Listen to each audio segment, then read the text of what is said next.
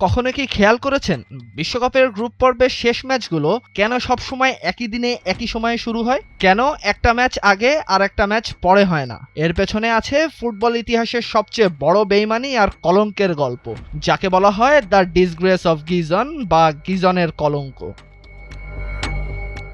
ঘটনা ১৯৮২ সালের স্পেন বিশ্বকাপের। সেইবার গ্রুপে ছিল পশ্চিম জার্মানি, অস্ট্রিয়া, আলজেরিয়া আর চিলি। নবাগত দেশ হিসাবে আলজেরিয়া সবাইকে চমকে দিয়ে নিজেদের শেষ ম্যাচে চিলিকে হারিয়ে দেয়। কিন্তু তখনকার নিয়ম অনুযায়ী আলজেরিয়ার ম্যাচটি জার্মানি আর অস্ট্রিয়ার ম্যাচের একদিন আগেই হয়ে গিয়েছিল। ফলাফল কি দাঁড়ালো?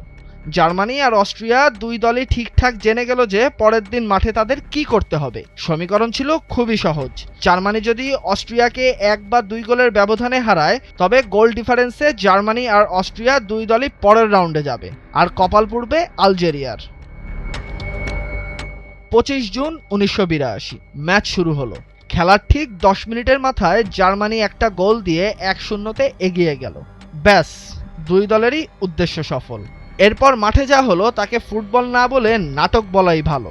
বাকি ৮০ মিনিট দুই দলের খেলোয়াড়রা গোল করার কোনো চেষ্টাই করেনি, শুধু নিজেদের মধ্যে অলসভাবে বল পাস করতে থাকলো, যেন তারা মাঠে হাঁটতে এসেছে। স্টেডিয়ামে থাকা দর্শকরা ক্ষোভে ফেটে পড়ে, এমনকি অনেক জার্মান সমর্থকও লজ্জায় নিজের দেশের পতাকা পুড়িয়ে ফেলে।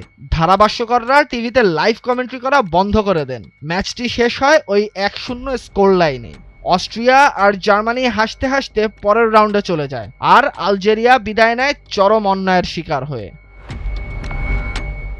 আলজেরিয়া অফিসিয়াল কমপ্লেন করলেও ফিফা টেকনিক্যাল কারণে ম্যাচের রেজাল্ট বদলাতে পারেনি। কিন্তু এই বিশ্বব্যাপী থুতু আর সমালোচনার মুখে পড়ে ফিফা তাদের নিয়ম চিরদিনের জন্য বদলে ফেলে। পরের বিশ্বকাপ অর্থাৎ ১৯৮৬ সাল থেকে নিয়ম করা হয় গ্রুপ পর্বের শেষ ম্যাচগুলো অবশ্যই একই সময় শুরু হতে হবে, যাতে কোনো দল আগে থেকে হিসাব কষে ম্যাচ পাতানোর সুযোগ না পায়।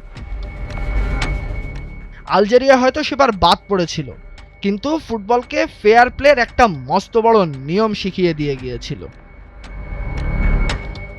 তাহসিনুল বাকি ফাহিম, ভোরের কাগজ।